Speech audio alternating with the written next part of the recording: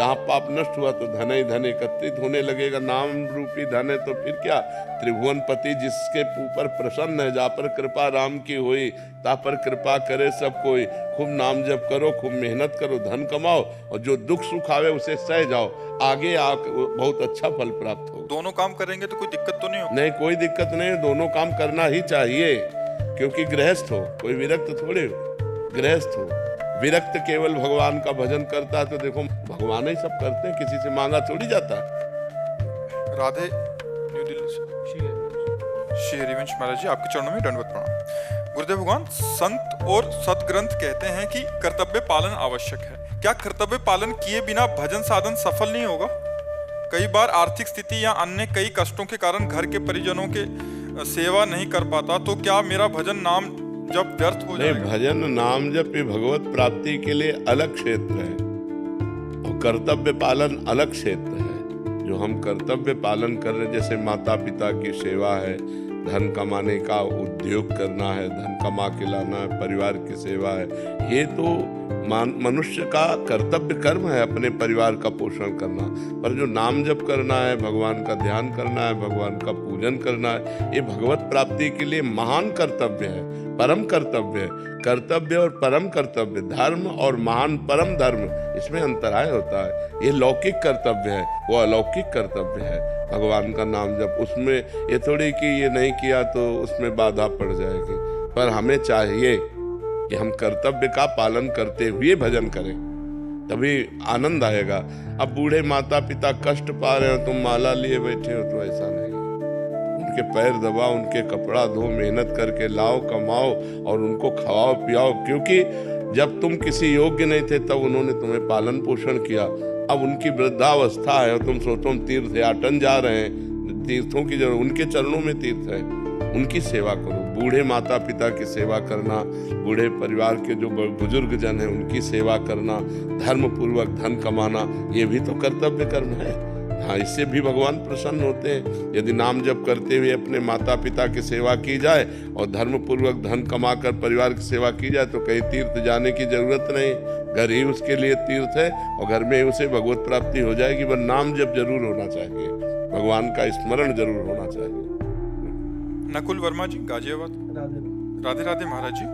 महाराज जी, मैं कुछ फल व खाना का सामान लेकर मंदिर जा रहा था कि मंदिर के पास एक कुत्ता भूखा बैठा था, तो सामग्री मंदिर में देनी चाहिए या भूखे कुत्ते को खिला देनी चाहिए? भूखे कुत्ते को देना चाहिए, भूखे कुत्ते को देना चाहिए। एक बार एक नाथ जी महाराज, महाराष्ट्र के संत हैं, गौमुख से गंगा जल ला रहे थे रामेश्वर जी चढ़ाने के लिए, और रामेश्वर पहुंचने वाले थे, बहुत से और भी साथी थे, कि एक गधा प्यास से पैर फड़फड़ा करके जवान निकाले हुए तड़प रहा था। तो बड़ा घड़ा था, तो रोका उनके साथियों ने, क्या है रामेश्वर जी बिल्कुल नजदीक, उन्होंने कहा नहीं। वो गधे को ऐसे उठाया, पूरा गंगा जल गधे को, वो आराम से जल पी करके बैठ गया और वो लोग चले गए। और जे ही बैठा तो देखा भगवान भूत भावन शंकर उसी से प्रकट हो गए एक नाथ जी के सामने गधे, क्योंकि सर्वत्र भगवान है ना, तो वहां से भगवान प्रकट हो गए। यदि हम मंदिर जा रहे हैं भोग लगाने और कोई कुत्ता ऐसा दिखाई दे रहा है कि भूखा बैठा है, तो हमें चाहिए कि भगवान की भावना करके कुत्ते को पवा देना चाहिए, क्योंकि भगवान कुत्ते में भी हैं। नामदेव जी ने जब कुत्ता रोटी लेके भगा तो घी का कटोरा लेके कहा कि नाथ सूखी ना खाओ, थोड़ा घी चुपरा लो, और तो उन्हीं कुत्ते में से भगवान विट्ठल प्रकट हो गए। ये तो प्रसिद्ध कथा है। तो भगवान सर्वत्र हैं। अगर हमें कोई जीव भूखा दिखाई देता है तो भगवान के भोग को उसको पवा देते, सीधे भगवान पाएंगे।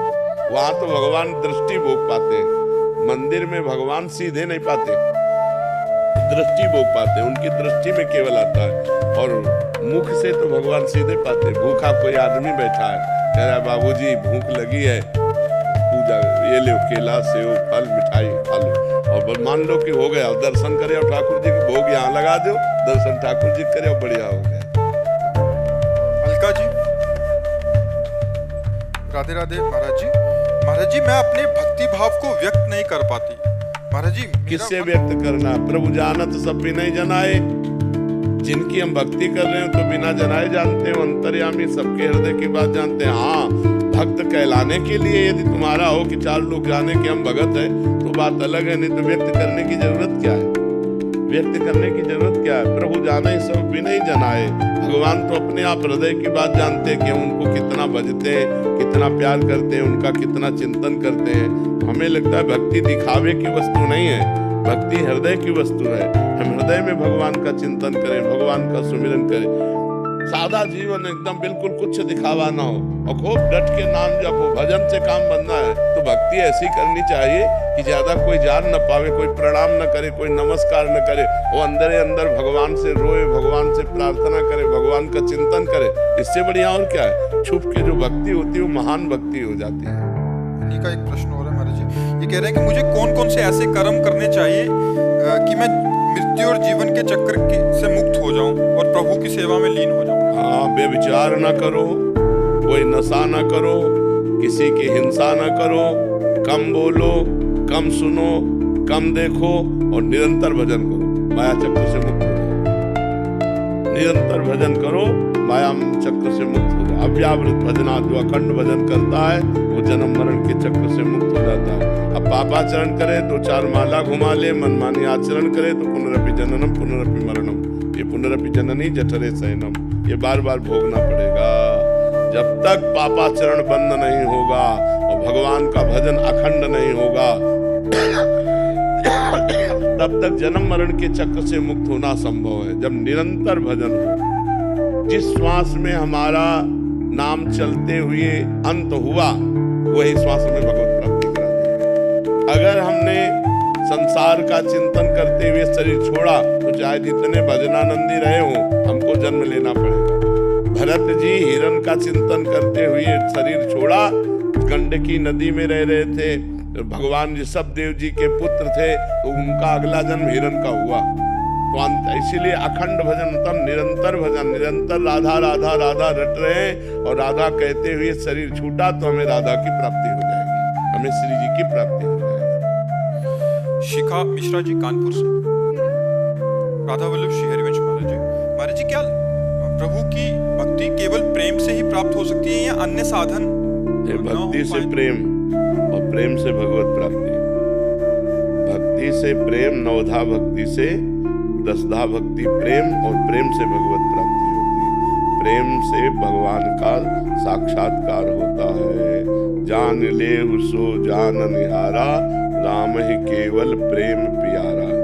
प्रेम ते प्रगट होय मैं जाना, मिले ही न रघुपति बिनु अनुरागा, किए कोटि तप जोग विरागा। भगवान प्रेम से प्राप्त होते हैं। प्रेम 9 प्रकार की भक्ति करने से, श्रवणम, कीर्तनम, स्मरणम, विष्णुपाद सेवनम, अर्चनम, वंदनम, दास्यम, सख्य, आत्मनिवेदनम, इस तरह की 9धा भक्ति पूर्ण करने से भगवान से प्रेम हो जाता है और प्रेम से भगवान का साक्षात्कार होता है। अन्य साधन योग मार्ग, परमात्म बोध, समाधि, ज्ञान मार्ग, तत्व बोध, ब्रह्म प्राप्ति, अलग अलग मार्गों से अलग अलग अनुभव होता है, समझ पाए। और अन्य जो शुभ कर्म है वो पुण्य है, वो भगवत प्राप्ति कराने में समर्थ नहीं है। बहुत पुण्य हुआ तो स्वर्ग आदि लोगों के तुच्छ भोग भोगने को मिल सकते हैं, उनसे भगवत प्राप्ति नहीं होती। महामंडलेश्वर करणपुरी जी महाराज रोहतक से, महाराज जी राधे राधे। महाराज जी अब ऐसा लगता है कि युग बदल गया है, जैसे ना पहले प्राणी थे ना जैसे पहले जैसे सोच नहीं रही। महाराज जी आजकल सब बच्चे मोबाइल में अग्रसर हैं, नशे में बहुत जोर से युग परिवर्तन हो रहा है। भ्रष्टाचार, नशेबाजी, हिंसा, चोरी, ये सब बहुत, किसी पर किसी को विश्वास नहीं रह गया। वर्णाश्रम धर्म का कोई आचार नहीं रह गया, शास्त्र सम्मान नहीं रह गया, सब मनमानी आचरण चल रहे हैं। मनमानी बदल रहा है और बदलेगा भी, तो भ्रष्टाचार और बढ़ेगा, तभी तो कलयुग का प्रभाव आएगा। भा भ्रष्टाचारा सब संसारा, धर्म सुने नहीं काना, कान से भी धर्म सुनने में नहीं आएगा, ऐसा भ्रष्टाचार बढ़ेगा। वो तो बढ़ ही रहा है, प्रतिपल बढ़ रहा है। ये राक्षसी प्रवृत्ति बढ़ती चली जा रही है। जिसको देखो नशेबाज बन रहा है, जिसको देखो व्यभिचार में प्रवृत्त है, जिसको देखो धन मिले चाहे जितना झूठ बोलना पड़े, बेईमानी करना पड़े, घूसखोरी करना पड़े, अधर्म करना, तो कहाँ शास्त्र मर्यादा, कहाँ धर्म मर्यादा, कहाँ मर्यादाएं रहेगी। कोई बिरला ही ऐसा है जो शास्त्र का चिंतन करता हो कि इसके अनुसार हमें चलना चाहिए। कोई धर्म का चिंतन कर, नहीं मेरा धर्म ये नहीं है, मैं ऐसा नहीं कर सकता।